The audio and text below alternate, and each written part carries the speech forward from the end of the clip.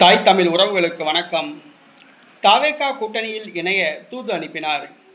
தமிழக வெற்றிக் கழக கூட்டணியில் இணைய தூது அனுப்பினார் என்ற தலைப்பில் இந்த காணொளியை காண்கிறோம். 2026 தமிழக சட்டசபை தேர்தல் ரீல்ஸ் போட்டு ரீல் விட்டு மாயஜாலம் நிகழ்த்தி ஆட்சியை பிடித்தார் ஜோசப் விஜய். தேர்தலுக்கு முன்பு தமிழக வெற்றிக் கழகத்துடன் கூட்டணி வைக்க யாரும் முன்வரவில்லை.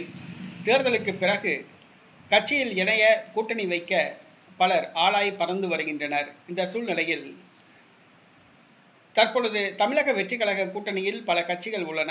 புதிதாக ஒரு கட்சி தூதுவிட்டுள்ளது.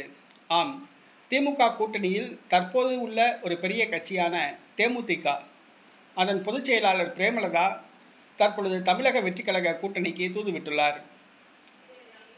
உள்ளாட்சி தேர்தலில் திமுக தனித்து போட்டியிடப் போவதாக ஒரு கருத்து நிலவுகிறது. இது பிரேமலதாவுக்கு அதிர்ச்சியை கொடுத்துள்ளது. உள்ளாட்சி தேர்தலில் திமுக தனித்து போட்டியிட்டால் தேமுதிகவின் நிலை பரிதாபம். தேமுதிகவை சார்ந்த 10 பேர் உள்ளாட்சி பிரதிநிதிகளாக ஆகலாம் என்று கனவு கண்டார் பிரேமலதா. திமுக தனித்து போட்டியிடுவதாக வந்த செய்தி தேமுதிகவுக்கு பேரிடியாய் அமைந்துள்ளது. தற்பொழுது திமுக தனித்து போட்டியிட்டால் தனக்கு மிகப்பெரிய பாதிப்பு என்று கருதுகிறார்.